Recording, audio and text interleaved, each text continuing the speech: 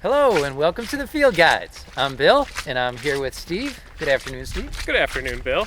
And what we're going to do today and over the course of many future episodes is give the experience of what it's like to be in the woods, in the field, and on the trail. Each episode, we pick a natural history topic, research the science behind that topic, and then take you out to a natural spot and share with you everything that we have learned. And this is our second audio postcard from the COVID-19 pandemic. Yeah. And this is actually the first time we have done a two-part episode where we didn't record both parts simultaneously. Yeah. So this is unique because I can actually comment on the past episode right now instead of having to just do it online in the episode description. Oh, you mean the stuff that no one ever reads? All of our corrections, all of the mistakes that we point out that no one realizes that are mistakes. Whoa. What do you see? A bit of a fort made out of logs and tarps. Yeah, Holy so cow. let's tell people where we are. Sure. We're the Taylor Road This nature area. this I don't is- know. The site with the worst name ever. It's the Taylor Road Family Recreation Site or something. Yeah. So we recorded our tick episode here. Yeah, the worst of the two tick episodes that we did back to back, essentially. What do you mean the worst? The one that we had Wayne on. I'm just saying that that's Oh, better. So, Gotcha. Yes, yeah. of course. Wayne knows a An lot more than actual me. guy that works with ticks, yeah. So I actually know what this is. So folks, we are in the middle of a beautiful springtime woods. We're surrounded by maples and cherries and lots of spring ephemerals blooming. So the Hemlocks, yeah. Yeah, the Trout lilies everywhere. the forest floor here is coated with trout lilies. I've seen a few leeks, and we are in the middle here in Western New York of spring ephemeral time. So Yeah. lots of stuff is popping. But this Good time for spring ephemerals. Good time for birds. Well, maybe a little early for birds, but So our friend Tom Kerr, he just posted on Facebook last night a weather radar image of lots of migration happening. nice. So Okay. it's just getting rolling right now. Yeah.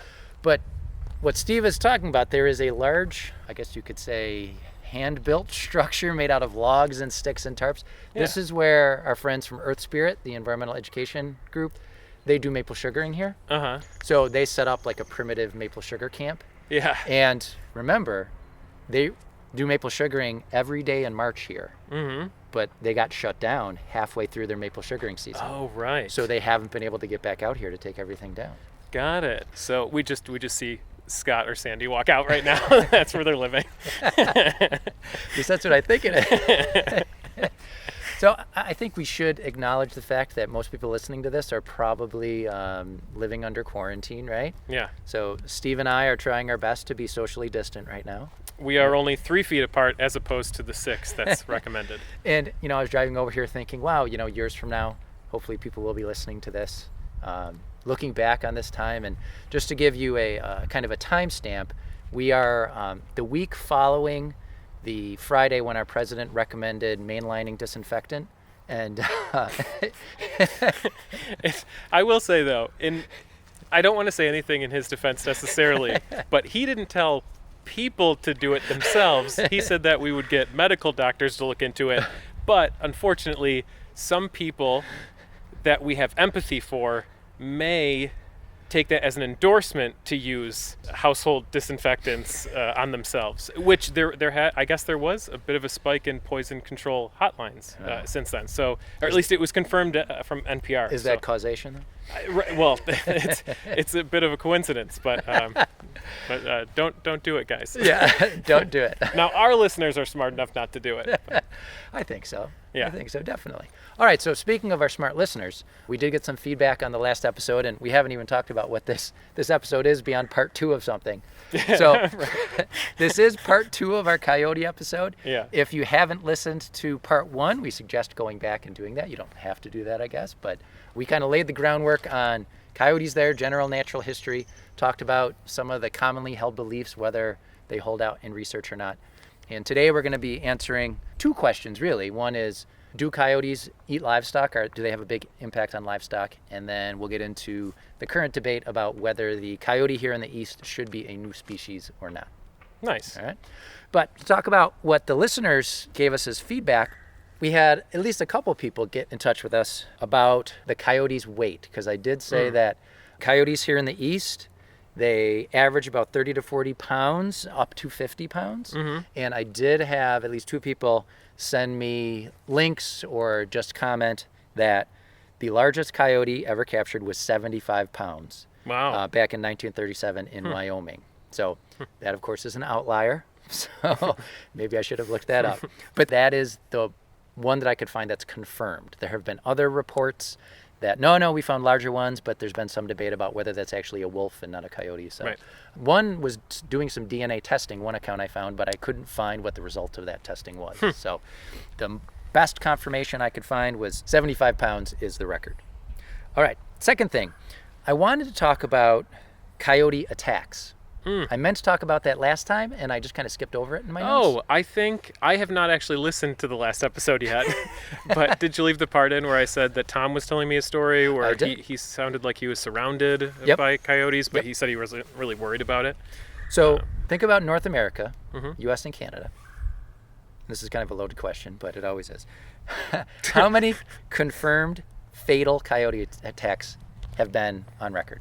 I don't know. Honestly, I would imagine very few. That would be my guess. That's a good call. But if you include Mexico, which you were leaving out for some reason, in the thousands. No, I'm kidding.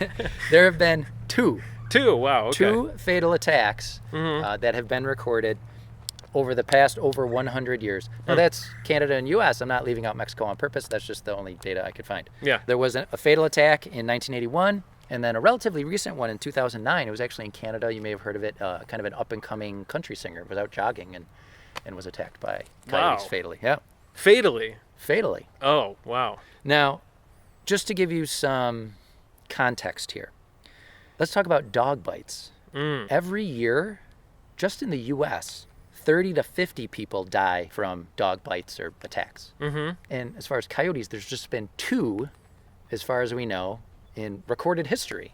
Now, I feel like I want to put that in perspective, though, because, sure, 2 from coyote, but 30 to 40 from dogs. 30 to 50. Oh, 30 to 50 from dogs. But I kind of want to know, like, per capita what that is. Sure. Because there's so many more dogs than there are coyotes. At least I assume that's true. That's true. Maybe there's way more coyotes. They're just really good at hiding. Yeah, right. Cryptids. But just to give you some more data to back this up, from 1976 to 2006, one study showed that about 160 attacks occurred in the U.S., and most of them were in the LA County area, so Los Angeles County. Especially in that area, attacks are becoming more frequent. Just to highlight that, from 88 to 97, there were 41 attacks, so that was 9 years. But then from 98 to 2003, just in the subsequent 5 years, there were 48 attacks, so more. So it's increasing. The majority of those attacks occurred, again, in Southern California, and it's near that suburban wildland interface where you have really people moving into more wild territory where coyotes already are established. Now, I did find one study called An Update on Fatalities Due to Venomous and Non-Venomous Animals in the United States. Coyotes would be venomous then. Good. So this was just an interesting piece of data. They said that 576 people died in the U.S. during that time, 2008, 2015, so 7 years, from cats, horses, cows, other hoof stock, pigs, raccoons, and other mammals. Wow. Holy cow. They just kind of lumped all those together. Yeah. Now, it said cats. I really wanted to find out, did they mean house cats? Because I just wanted to find out, like, That's does that happen? Bad word to use because we say cats like domestic cats and feral cats like wild cats, you know? Right. But So- do they mean mountain lions? Do they count those as cats? I don't know. I don't know. I tried to read through it, and I couldn't find anywhere where they kind of pulled that particular line apart. Yeah. But bottom line is, coyote attacks on humans are uncommon and rarely cause serious injuries. It's not something that you really need to worry about unless you're hopping around in front of a coyote carrying, raw meat. But Raw meat necklaces. we should say that pets, cats, dogs, especially if they're left outside unattended, they are potential prey for coyotes. Right. Just one more reason to keep your cats inside. Yes. Yeah. Right. Hey, did you see I posted on Twitter NPR link about an article that came out recently about one study found that house cats kill even more songbirds and small mammals than wild predators? I believe it. Yeah. Wow. Holy cow. I was impressed though that we did not get any negative feedback from the audience about that. That is something that you usually do get a lot of Yeah, negative I feedback was from. pleasantly surprised People about are that. like, oh, it's only natural for a cat to be outside murdering songbirds. Did you see what I said though? No. I said people say but my cat loves to be outside. And my response to that is, well, yeah, people love heroin too, but it's not healthy for anyone involved, right? All right. And then someone posted an image of a catio, which Oh. I had never heard of, which Yeah. is this little outdoor enclosure, which I thought, yeah, it's a beautiful thing. You know what? I did see this tweet because as you were saying what you wrote, It yeah. clicked. Yeah. Oh, okay. So is that a flicker or a pileated woodpecker? I think it's. Isn't the pileated woodpecker, doesn't it go a bit longer than that? Or is it the other way around? I forget every year. Yeah. It's one or the other. Yeah, you know what? I was at Tift, and there was a call going for a lot longer than that, and I actually did see that it was a flicker. Okay. So you know So what? if your little anecdote there is correct, it was a pileated Yeah. woodpecker. All right, so moving on. Yeah. Some of the things I wanted to cover from last episode, questions we had during the episode, we wondered what lupus meant. Mm-hmm. You know what it means? Wolf. No. Okay. Okay. Well, no. We knew what lupus meant. And we didn't. Are you sure? I'm sure. Because I thought I knew that lupine was named for a wolf or something like that. You didn't know that, at least No, during the episode. But I swear I've known this for years. I guess maybe I just thought it, but I just I wasn't confident enough to say it. But the one that I thought I had a question about was the specific epithet to coyote, whatever that was. No, we talked about that. Canis latrans. Oh, what does latrans mean again? Barking. Oh, barking. Yeah. Okay. So Yeah. barking dog. Got it. So Canis lupus. Oh, you know what? I think I knew that they shared that. They shared the same root, but maybe I didn't know exactly what it meant. Okay. Yeah. I'm putting the pieces together. Steve is figuring this out as we're talking. Yeah. Mostly because you didn't listen to the episode. Not at all, no. So it's not very exciting. Canis lupus, the scientific name for the gray wolf, it just basically means wolf dog. Nice. And when I explained the genus Canis, I misspoke a little bit. I almost made it sound like subspecies comes before species. Oh. So I just wanted to clarify that Got for it. listeners. Genus, species, subspecies. Yeah. There are 7 species within Canis. 3 wolf species, 1 coyote species, 3 jackal species, and then there's many subspecies. Almost every species has multiple subspecies. I did a poor job of explaining fission and fusion society to you. I saw you post about this because your explanation was that it seemed like I thought that during the day they split up and at night they come back together. Right. Yeah. And that is not what I meant. Yeah. So when the society is breaking up or coming together, that doesn't happen on like a daily or even a weekly basis. Yeah. This would be over long periods of time. Yeah. You know, Maybe they get back together for like mating or something, or well, they would respond to typically food levels in the environment. Okay. There could be other factors too, but if the group is under pressure from low food sources, well then they're going to break up. got it. And then the last thing I wanted to cover before we get into the meat of today's episode, the coyote season. I couldn't remember when the official coyote season is here in New York State. So it's from October to March, which I should have known because obviously that's the time of year when pups aren't around. Okay. Right?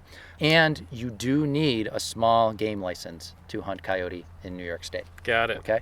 You can't hunt anywhere in New York State, but you can hunt almost everywhere in New York State. There's just some places downstate, like Got around it. New York City, Long Island, where you can't hunt coyotes. All right, so let's get into our questions for this episode. Finally. Yeah. So let me just ask you, what's your gut feeling? Do coyotes have a big impact? And I know that word big is, Yeah. relative. Relative. But do they have a big impact on livestock?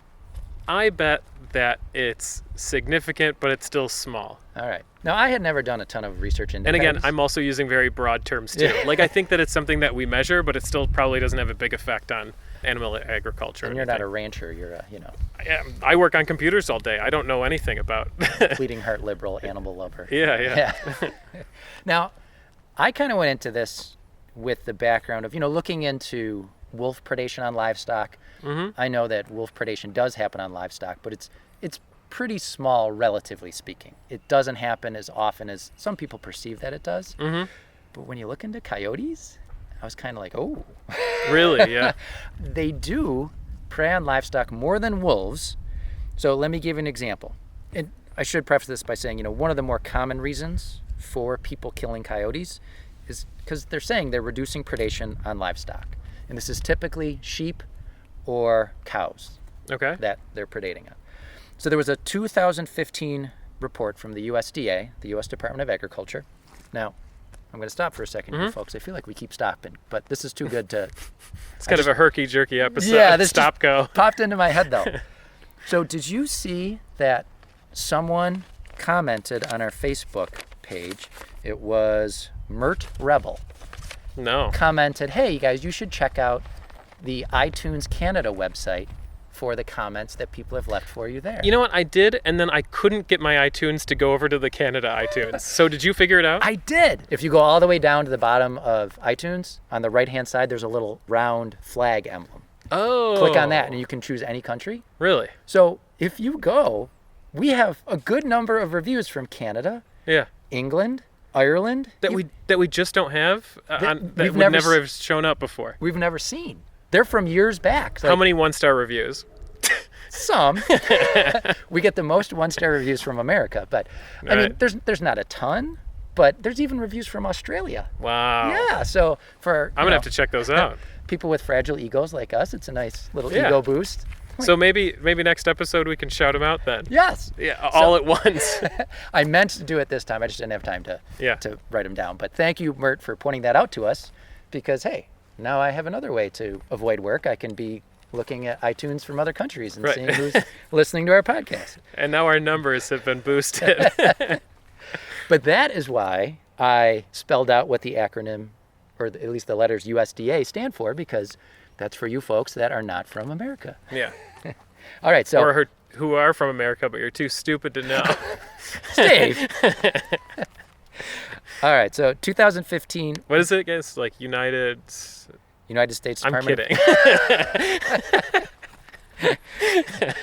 So they had a report on sheep losses. Get this. Ranchers said 28% of adult sheep losses and 36% of lamb losses. So roughly 30% of adult sheep and then lambs were due to predators. Now that's not all coyotes, it's a variety of predators, but of the adult sheep lost to predators, coyotes took half of them. Whoa. Of the lambs, coyotes took 2/3. Wow. Sounds like a lot, right? Mm-hmm. Yeah, because when I saw these charts, I'm like, whoa, Right. bad boy, coyote. Like, they are taking stuff. Yeah. So according to the American Sheep Industry Association, over $20 million of ranchers' losses in 2014, that's like 1/5 of their total losses, were attributed to coyotes. Wow. So that's big numbers, right? Yeah.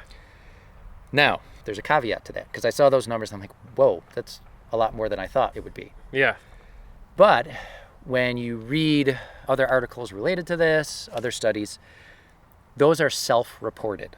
Those Okay. numbers are self-reported by ranchers. They're not verified by wildlife professionals. Oh, okay. So what does that mean? Right. Well, review by external professionals would be useful because even experienced ranchers can have trouble, not every time, but sometimes, judging if a sheep was killed by a coyote or a dog. Dogs are second only to coyotes in reported predation on livestock. All right, so uncontrolled dogs are the second biggest cause of livestock predation. And it's tough to tell if it died from other causes and then was later scavenged by coyotes. Okay. Digging deeper into this, I even found an article from the 1980s from the New York Times. It said the Wyoming Wool Growers Association claimed losses of 10% from coyotes. Utah wool growers claimed 7%, and those figures were based on questionnaires that were filled out by the ranchers, self-reporting. Some ranchers just attributed all losses to coyotes. They just said everything we lost is due to coyotes. Okay. But then the Department of the Interior, they used biologists to follow up, and they estimated that the annual loss due to coyotes was really only about 4 to 8%. Okay? Oh. So that's like half of what the ranchers were reporting. Yeah. Okay, so you got to take those numbers with a grain of salt. So Wait, half? It's a lot less than half, right? well, they said Wyoming reported 10%, Oh, I see. Okay. and Utah wool growers reported 16%. Got it. Okay, Got it. so depending on So- which number you're looking at, right? Yeah, you're right. Yeah, so when you hear about coyote predation on livestock, it does happen, right? But it's arguable how much it's happening. And it definitely happens with coyotes more than wolves. Now, have you heard of Wildlife Services? So, I mean, I guess in general, unless that means something very specific. Well, this is a specific agency within the USDA. Okay. Now, to keep coyotes in check, Wildlife Services, this is a federal agency that ranchers can get in touch with, and they say, hey, coyotes are taking my livestock, and Wildlife Services will come in and they will go after the coyotes, very often using lethal means, sometimes non-lethal, but they'll use things like neck snares and other traps. They'll shoot coyotes on the ground and from the air, from helicopters and airplanes. Right. They arm sheep with collars containing liquid poison. And then they also put out these things called M44 bombs that inject sodium cyanide into the mouths of animals that chew on them. So it's a contraption. You stick it into the ground and it has a bait on top. And then what's supposed to happen is that coyote will come along, pull on the bait, and it injects cyanide, shoots cyanide into the animal's mouth. So Wildlife Services, if you just do a search for that, you will find a lot of venom-filled articles on Wildlife Services. A lot of emotion out there because they do kill a lot of animals. In 2014, Wildlife Services killed 2.7 million animals. So this is, as I said, it's a branch of the federal government that is basically, I don't want to say it's at the beck and call of ranchers, but practically speaking, that's what it seems like. Okay? Now, there is collateral damage. So these M44, these bombs that inject cyanide, they killed more than 1,100 domestic dogs between 2000 and 2012. All right. Yeah. Scientists have criticized Wildlife Services for unintentionally killing numerous animals and birds, including federally protected golden eagles and bald eagles. I was going to say those scavengers. Eagles, I could easily see. Now, I will say I came across articles that said, within the past 10, 15 years, Wildlife Services have started to use more non-lethal means. But even as recently as 2017, the American Society of Mammalogists, not a big activist group, right? They released a statement specifically about Wildlife Services calling for more scientific scrutiny of the policy of killing large predators. Because that's one of the big arguments against Wildlife Services is they don't do a lot of studying of their methods and its impacts. Yeah, So that's huge. ranchers call them, they come in, they kill animals, they move on. So if anybody out there, I feel like I'm painting Wildlife Services with a broad brush, but I'll say most of what I read, this kind of reflects what I feel is kind of a middle road of what I read. I mean, there's some pretty like I said, hate-filled stuff about Wildlife Services out there. Yeah. But Bill's middle of the road maybe shifted to one side. No, I'm kidding. I feel like you can be pretty unbiased. Well, I try to be skeptical. Yeah. All right, so let's talk about how effective is lethal control. I'm going to say it's understandable for ranchers, especially struggling ranchers, to blame coyotes for economic losses. When you see a kill, it's a tangible sign of a predator around, and killing that predator seems like a logical solution. But how effective is it? There's research out there that indicates that even if predation is one factor in ranchers' losses, lethal control is not the best way to reduce it. One analysis from 2016 that reviewed a whole bunch of studies, it compared lethal and non-lethal strategies for controlling specifically livestock predation. So the lethal methods, they range from things like civilian hunts to government culls. Did you know there's still public coyote hunts, like a contest, where individuals or teams are awarded for how many coyotes they can kill within like a 24-hour period? No, I mean, it's not really in my world, so. No, well, mine either. So it seems pretty crazy to me that this is going on. I think I heard about that with, what's that invasive snake down in the Everglades? Oh, the pythons. Yeah, that's a thing though, right? Like python hunts and stuff? Yeah. Now, they've altered that down in Florida because they did realize that things weren't going as smoothly as they expected. Yeah, the snakes were eating all the hunters, making the snakes more powerful. But that's a topic for another episode. All right? Then the non-lethal methods, they included fladry. Do you know what fladry is? No. So it's just flagging. So fladry. Okay. So imagine setting up long wires and then hanging orange or brightly colored flags off them every yard or something like that. Yeah. Using guard animals, chemical repellents, and then livestock protection collars. So these are collars you could put on that might be spiked or be very durable. So if a coyote does try to take down livestock, they typically bite it around the neck. They won't be able to kill the animal. You have one of those on right now. Are you nervous that you're going to be attacked? I just don't want you to hug me. Socially distant. So this review found that non-lethal methods generally reduced livestock predation more effectively. And now get this, in some cases, predation temporarily increased after the use of some lethal methods. Now Now think about what we talked about in last episode. Right. How when there's active control of coyote populations, it causes fragmenting of the groups. Mm-hmm. So just think about it. If you have a pack of coyotes living near a ranch, if you're practicing non-lethal methods, you're establishing with those coyotes through behavior that livestock is off limits. But when you're actively killing coyotes, this is at least the idea behind it, you're fragmenting the coyotes living in that area. You're going to have coyotes migrating in. Mm-hmm. There's going to be more competition. Those coyotes could possibly go after livestock more often than those coyotes that have been acclimated to those non-lethal methods. Oh, Right? okay. So that's at least one of the ideas behind why actively killing coyotes may cause a temporary increase in livestock predation. Okay. I wonder if cost is a factor that goes into it, because maybe it's cheaper just to shoot them than it is to buy all these collars and everything else. You know what? It probably mentioned that in the study, and what I'll do is I'll put that in the episode notes. Okay. What's the research say out there about what is more cost effective? Yeah, I don't really know much about hunting, but I know that some criticism has come to hunters. You know, a lot of people, they justify hunting with, we have to keep the herbivore populations down because we've eliminated their natural predators and things like that.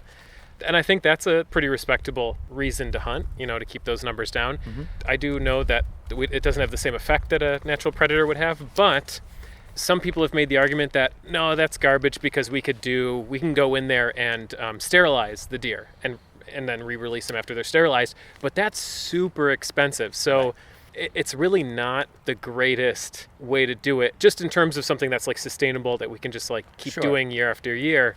I think that's great. It doesn't lead to the death of any deer. It leads to the birth of fewer deer, and that to me seems sensible, but it has to be feasible, like economically feasible. So, because I imagine all the licenses bring in so much money, and also they're not spending the money on sterilization. So, yeah, that's like a double loss. Have we talked about our personal feelings on hunting before? I don't think so. Yeah, I don't know.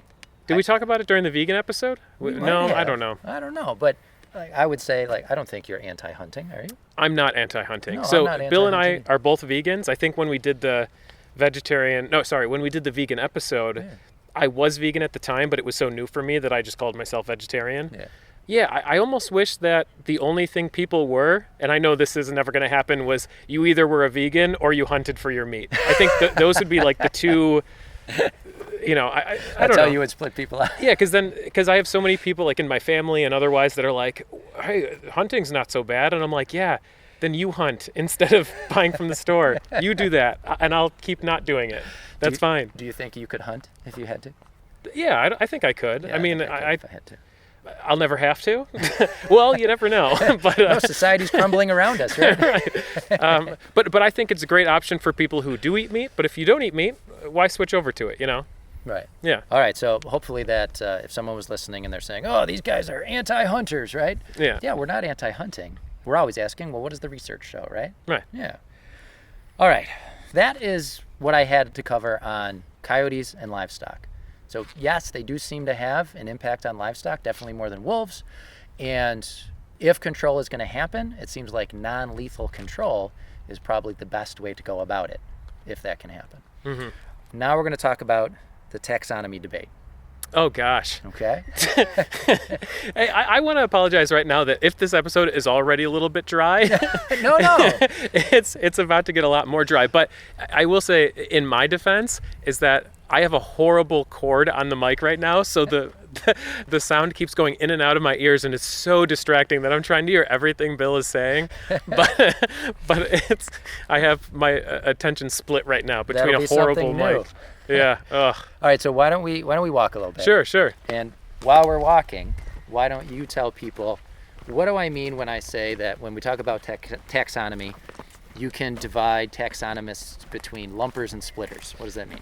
Okay, so lumpers and splitters. So there are some people that are happy with having a general ID for something that maybe doesn't necessarily reflect reality, but it's just easy enough for them to understand. And as soon as you start going into more detail, you can keep going into detail forever, and it's just It gets too muddled. yeah, and that would be a lumper.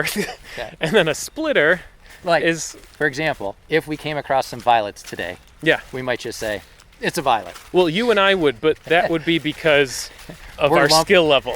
I'm a lumper until I'm good enough to be a splitter. There you go. Yeah. Okay. So All right. I function on 2 different levels when it comes to ID. Sure. So taxonomy is really just a model. And I know there's a famous quote out there that all models are wrong, but some models are useful. And I think both lumping and splitting are both useful. It just depends on what you know. Okay. And it depends on what your audience is. And I bring that up because this debate about coyotes, Did I say what a splitter was? A splitter is just someone who doesn't mind getting as specific as possible with what it means to be a species or what population you're actually looking at. and they're okay if things are a little bit muddied and if there's Yeah. some overlap possibly. But this debate about whether the coyotes in the east are a separate species or not, it really comes down to lumpers and splitters. Mm-hmm. All right. Now, I tend to be a lumper. At least that's what I showed up today. But what you just said, you tend to be a lumper, except when you know enough, and then I guess Yeah. that goes for me too. Yeah, So I'm going to start with the lumping case first. got it. So the idea that the coyotes here in the east, even though they may be somewhat genetically and physically different from the coyotes out west, that it's not different enough to constitute a new species. Now, I just had a chipmunk. And I feel like we all right, here's something more exciting. Ooh, yeah. I feel like we have to stop here and mention this because as we're walking along the trail, we're seeing trout lily in bloom. You'll know this and I don't. Erythra something? Erythronium americanum. There we go. There you yeah. go. And is the other one Alba, the white one? The white one, yeah, white fawn lily or the white trout lily. I have never seen that in person. Seriously? You've seen it around here? Yeah, I know where a couple are. Oh. Yeah. So this flower, if you don't know it, folks, look it up online. A description is not going to do it justice, but it has, what would you call those leaves? So it's just a pair of spotted leaves. They call it a trout lily because I think the leaf itself has like a trout-like. I don't know. I don't know. I'm not a fish guy. I've heard one story that says the leaves, since they're speckled or dappled, Yeah. it looks like the way a trout does underwater. Okay. With the sunlight dappling its side. And then in terms of the flower, you kind of have the typical lily family type of thing going on where that's actually just 3 petals and 3 sepals, Correct. but they're offset. So it almost looks like there's really 6 petals if you're not looking close enough, Yeah. but there's clearly 2 separate whorls there. So the outermost whorl is the sepals, and then the innermost whorl that's just slightly off of those is the petals. And So- a beautiful nodding bright yellow. Oh, blossom. yeah. Yeah. Now, did you know you can eat trout lily leaves? Oh, I know you could eat them, yeah. Do you like trout lily leaves? Yeah, I think they taste like peas a little bit. Yeah. Yeah, That is but a much better texture than peas. I'm not Yeah. a big pea guy. A little bit sweet. It's good stuff. But how do you think it compares to oxalis? Do you prefer trout lily or do you prefer, what do they call it? Like, I know Sorrel. some people call it sour grass or Sorrel. wood sorrel. Yeah. I prefer oxalis. Really? Yeah, I do. There is something special about this being a spring ephemeral, I think. Right. Obviously, you're not going to pluck a leaf of one that's in flower. It took them many years to get to that point in their existence. I've heard it takes about 7 years. Yeah, that's what I've heard for too. an individual plant to flower. But we may have heard from the same source. That's true. So how trustworthy is that? I think I've separately looked it up before. Like I think in the literature it'll say that too. That, Yeah. that it's at least 5 years or something like that. Cool. So now we know that we have opposite opinions. I like the rarity of the trout lily, and you like the commonness of yeah. the wood sorrel. although common wood sorrel is pretty cool with the white and purple flower. Oh, yeah. And it's a cool one. And we should say oxalis, it has oxalic acid, so it tastes sour, lemony. Mm-hmm. Yeah, that's a good trailside nibble there. And it's a pretty close relative to one of the pitcher plants that I work Really? sort of with. Yeah. Oh, I didn't know that. Yeah, cephalotus, Australian pitcher plant. Yeah. I feel like we have to move here Okay. because Steve and I stopped on the trail, and there's other people here at this site, and I feel like they're being forced to walk way off trail Yeah, through the brush. And if we're just gonna keep getting distracted by trout lilies and stuff. So there's some people out there that, the lumpers, that are trying to say, no, the eastern coyote is not a new species, but during my research, I kept coming across headlines from newspapers, articles that were talking about coyotes. So if you're just looking at newspaper headlines, it definitely seems like a new species because listen to some of these. Victoria Beach, under siege by vicious new predator. The super coyote is here. They are here, maybe right in your own backyard, and they're bred to hunt. Coywolves have taken over the Northeast. Coyotes taken over East Haven backyards. And this is my favorite, this headline. This is our town's Jaws. Oh, yes. And these are all headlines from within the past 7 years. So these are relatively recent. So do you remember in the last episode, we talked about how some people had said that because of interbreeding between western coyotes as they moved east and eastern wolves, that it helped create this new hybrid coyote better adapted to larger prey in the east? Yeah, and it's bred to kill. Exactly. So that wolves passed on these characteristics that made our coyotes in this part of North America slightly bigger, Yeah. wider skulls. But remember, then we talked about how I came across someone that said, well, we can't know that for sure. It's possible that just because wolves were extirpated from most of the east, coyotes would have spread anyway. Okay. So maybe if we had eliminated all wolves, the coyotes as they spread eastward still would have spread eastward and done fine. Yeah. They just wouldn't have interbred with wolves. So I bring that up just as a reminder because that comes up a couple times here. But I want to talk about that hybridization because they can actually estimate the date of the most recent hybridization event that created the eastern coyote. So by analyzing their genetic structure, obviously. About 100 years ago, wolf populations around the Great Lakes were at their lowest as far as we know in recorded time. And they were living at such low density that some wolves probably couldn't find another wolf to mate with. So they had to settle for Coyotes, right? And I guess. eastern coyote DNA shows that it happened about 100 years ago. And then about 50 years ago, it happened with coyotes and dogs. The most recent date for that dog hybridization, it likely took place, and we kind of talked about this in the last episode, as the leading edge of the wave of the colonizing coyotes spread east, they would have run into a lot of feral dogs, but no other coyotes. And nowadays, eastern coyotes are going to have no trouble finding a mate because there's so many coyotes around. Yeah. So their populations continue to grow throughout this new range, and it's much more likely that they're going to kill a dog than breed with it. Got it. Yeah. So there's been recent genetic testing, and what it's shown is that all eastern coyotes are a mix of 3 species: coyote, wolf, and dog. Okay. Now the percentages vary depending on which test is applied and the geographic location of the canine. So coyotes in the northeast, so in our neck of the woods, they're mostly coyote, anywhere from 60 to 84%, with lesser amounts of wolf, 8 to 25%. Dog is only 8 to 11%. Okay. But if you start moving south or east, the mixture slowly changes. Coyotes from Virginia, they average more dog than wolf. So about 85% coyote, only 2% wolf, 13% dog. Wow. And then coyotes in the deep south have just what they call a dash of wolf and dog. So 91% coyote, 4% wolf, 5% dog. These tests show that no coyotes here in the east are just coyote and wolf. And some eastern coyotes have almost no wolf at all. So in other words, there's no single new genetic entity that could be considered a unique species. This is what the lumpers are saying. It's just too varied across their new range, right? In all eastern coyotes, they show some evidence of past hybridization.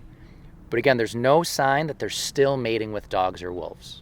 All right, so their range has spread enough where now they can find a coyote. And so you have a coyote that has these bits of dog and bits of wolf, Right. but then they're going to be mating with other coyotes that have bits of dog and bits of wolf. Right. So this is just going to be something that sticks around in their genomes forever. Right, and we're going to talk about that though. So the coyote, wolf, and dog, I feel I should say this again. They are obviously 3 separate species that would prefer not to breed with each other. But Right. biologically, they are similar enough where interbreeding is possible. So if they can't find a mate of their own species, it's possible, but rare, that they will breed with an animal from a different species. Now, this genetic swapping, it has happened more than once in history. So don't think that coyotes never had wolf genes Right. before 100 years ago. Humans are even guilty of it. We're a mix. Mating with coyotes? Yeah. Also, when a human can't find another human to mate with, they'll go outside their species. No admixture, though. It never happens for some reason. Yeah. So tell me what admixture is. That actually came up a lot in a lot of these papers. It would just be the exchange of genetic material between two different species. Yeah. So you know that wolves here in North America, they can have black coats, right? Oh, I don't, honestly, I'm not a mammal guy. No, but you've seen pictures of I don't, black wolves. Oh, you know what? I have. Yeah. But I never really thought about it because I was like, oh man, I wonder if someone bred that wolf to look so cool. No. Because they usually have these glowing, beautiful eyes and this black, dark coat. Oh, it's so cool looking. So that's only found in North American wolves, not Old World wolves. Okay. So that gene for the black coat, it's found in wolves and coyotes here in North America.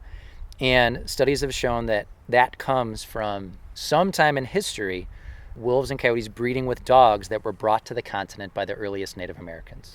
So dogs that were brought over from Asia. Now, which dog and wolf genes are surviving natural selection today in eastern coyotes? That's an area of still active research. If you look at western coyotes, we know that they've adapted locally to their environments. So there's limited gene flow between certain populations living in different habitats. This is where you come up with the subspecies. Yeah. Right? If you have two populations that are pretty reliably mixing their genes, they're just really going to be one population, Right. At least genetically. But if they're not mating, then they have time to diverge. You get local specialization. Yeah. And if that's present for long enough, you could end up with separate species, right? So that begs the question, will eastern coyotes specialize locally as well?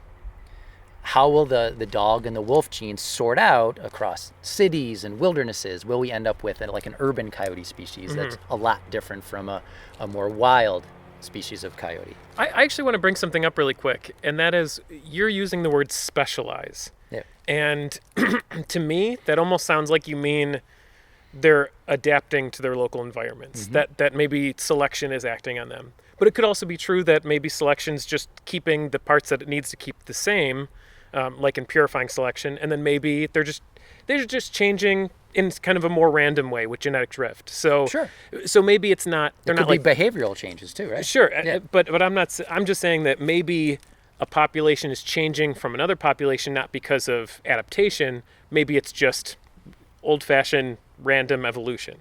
It doesn't have to be non-random change. That would have to be over a pretty long period of time, though. Well, I don't know. I mean, the clock's always ticking with mutations and stuff. So, so you could just get change for the sake of change. You don't necessarily need change to have adaptation. Sure. Adaptation, sorry.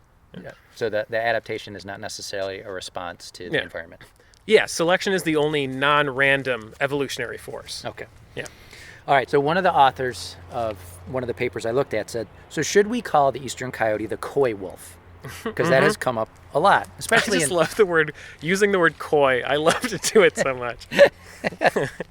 So that has come up a lot, especially in the popular press.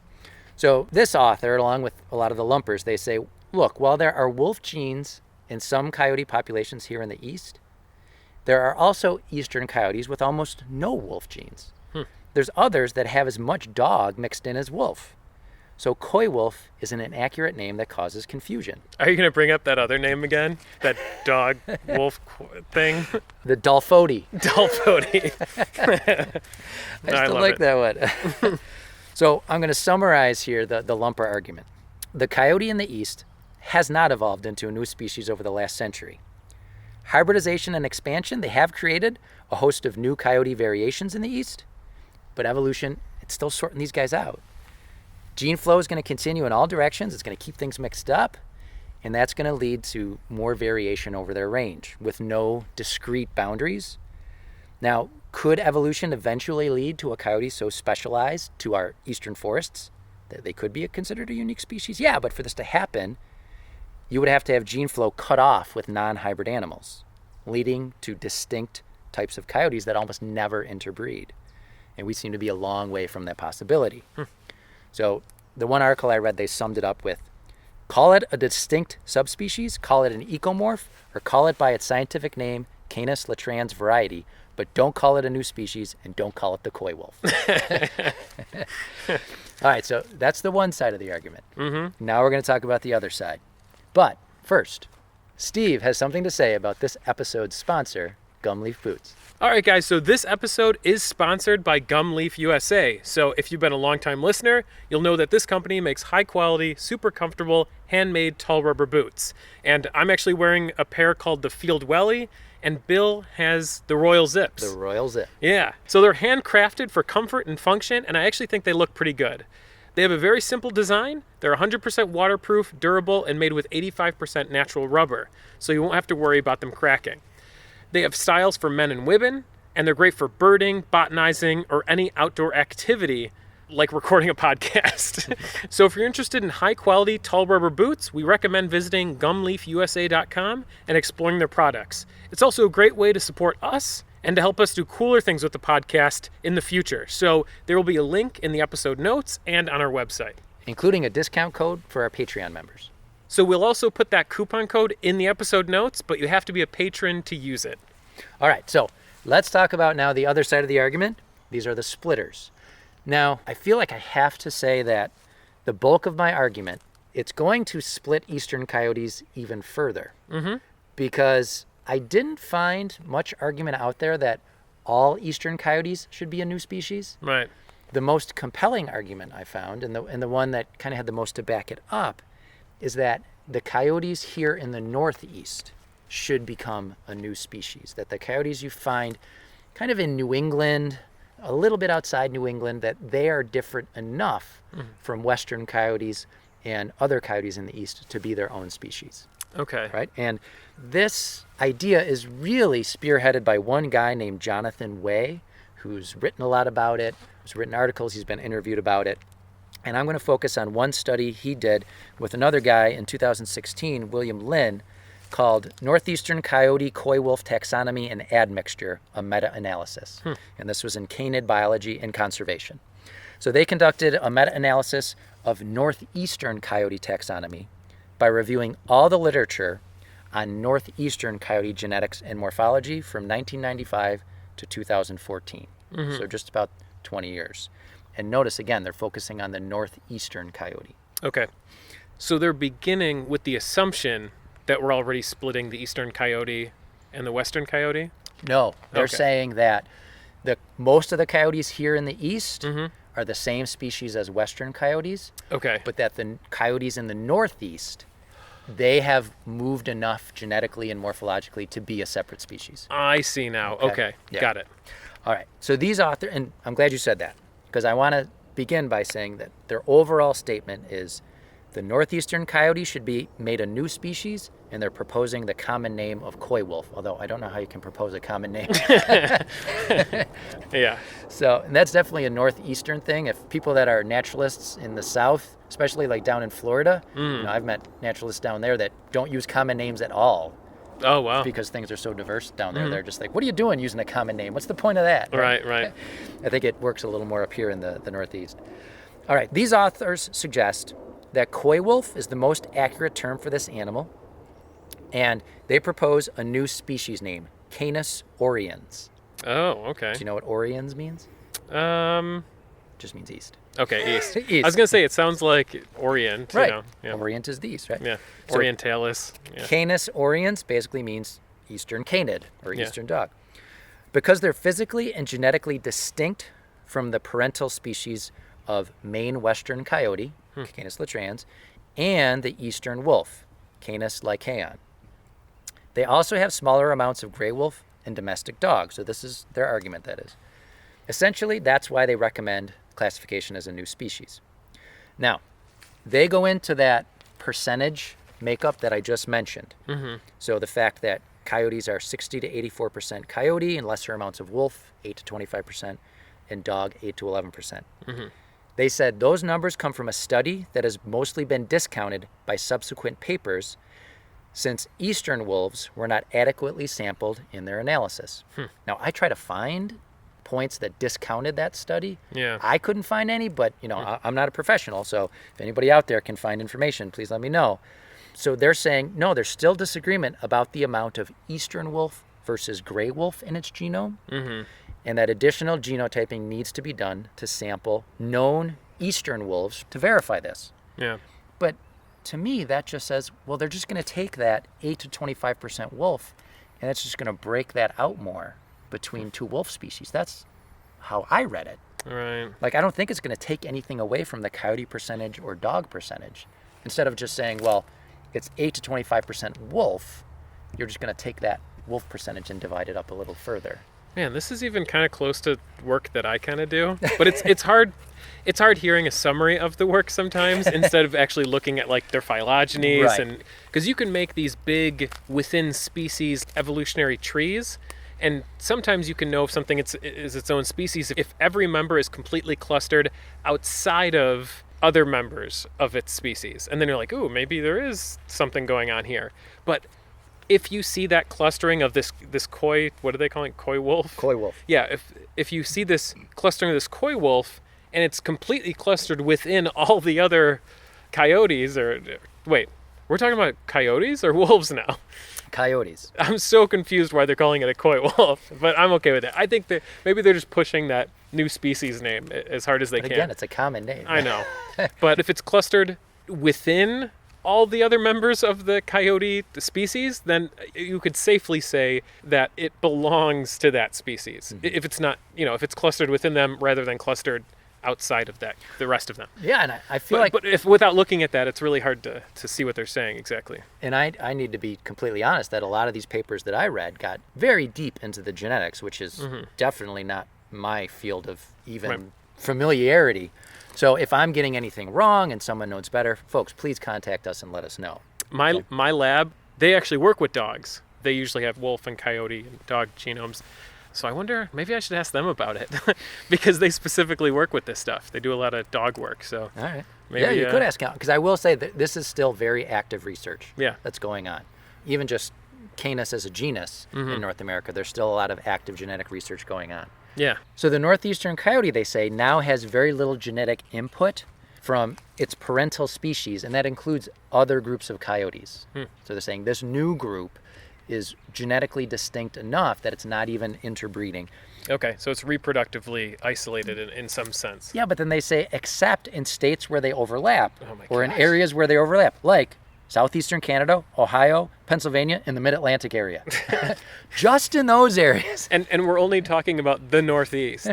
Right. So even within the Northeast, I don't know. So I don't want to seem biased, but I feel like I'll be honest, I feel like the lumpers make them more. And again, this is sort of Compelling outside argument. of both of our fields, sort of. So Right. I don't know. Maybe that's good for them. There's but some canine geneticists out there saying, you guys are idiots. Yeah. Stay in your lane. Let us know.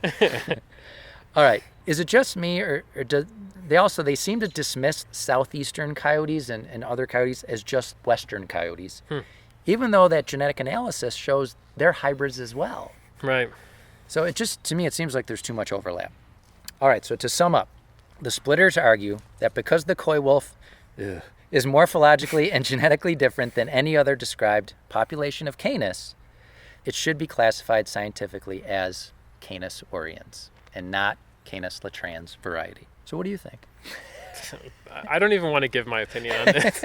If I had read some of the studies, well, you know me, I'm a sucker. You remember the tick episode? I was like, it's totally to avoid parasites is why we don't have any hair on our bodies. You like ticks. Like, I buy into stuff, but I think when I do read these papers, I try to be as critical as I can. Yeah. And that one was just a fun idea. I wasn't buying into it specifically, but Why you're talking about why we're the hairless apes? yeah. Why were the hairless ape? But I think I would really need to look at the study. Sure. But just based on what I'm saying. Absolutely not. I don't believe anything you say. Now, I should say that the main paper I used by John Way, it did say, he ended with, it should be kept in mind that the genome of these northeastern coyotes may become genetically swamped by genes in coyotes from the south and the west, where coyote populations are more western-like. So it really remains to be seen whether this entity in the northeast will stay distinct. Mm-hmm. All right, so he does put it out there that he understands things are still in flux. Right. So I felt that was good that he threw that in there at the end. Sure. Okay. All right, so that is it. The end of our coyote suite of episodes. Great. Do you feel satisfied? No, I don't. I feel like we kind of ended with a whimper there. Although Linda did say in the first episode that you need to work on your yips. Oh, yeah. She would know, too. So What does that mean? I don't know. I'm saying she shouldn't know any better than me. All right, so to wrap up the episode, before we get into our usual announcements, I want to recommend that our listeners go check out the In Defense of Plants podcast because Yeah, we just did an episode with Matt. Steve and I were there. Yeah. So episode 261 came out on April 19th. We sat down with Matt via Zoom, and we talked about field guides. Yeah, honestly, I think it was just more us kind of having fun, and it was a weird episode, but I liked it. It was very just casual. fun. Yeah, it was just a casual. Don't expect to come out of it learning anything major, because I think the following week, the one that just came out, he actually did something about the history of field guides. Yeah, so, I haven't listened to that one yet. Yeah, I haven't listened to it either. I don't listen to Matt's podcast. I listen to it when I start to feel really guilty. I'm like, man, I got to listen to Matt's podcast. I don't have a lot of time to listen to podcasts. I'm lucky I listen to ours. Yeah. Well, first and foremost, we want to thank our growing list of Patreon supporters. And we are grateful for each and every person that donates to us through Patreon. But each month, we do take a moment to thank our top patrons. So thank you. Alyssa, the Hebranks, Daniel, Diane, Jessica, Ken, Orange Julian, Rachel, Rich, Sean, Bruce, Esther, Gavin, Goose, Jeff, John, Kazies, Pollywog, Rob, and we named the dog Indy. And special thank you to our two newest patrons, Sean and Kazes. I hope we're saying that right. And Sean Carroll, the famous theoretical physicist. Thank you so much. We're honored. We should be giving you our patronage. I hope that's who it is. And if you'd like to support the podcast through Patreon, head on over to patreon.com, or you can make a one-time donation to us through our website. And if you're like me and you can't afford to financially support a podcast right now, you can go to iTunes and leave us a 5-star review or whatever you think we deserve. Or any podcatcher, right? Yeah. Yeah. And we also want to thank the newest 5-star reviewers, Extreme Angler 1000, Rick Led, or it could be Rickled, FBB Dale, and Irish Rose 1127. Thank you for those review, folks. Yeah, thank you. And you can also check out any of our social media feeds, and you can always check out our home at thefieldguidespodcast.com or send us an email at thefieldguides@gmail.com. So thanks for listening, and we'll see you next month. See you next month, folks. Or whenever.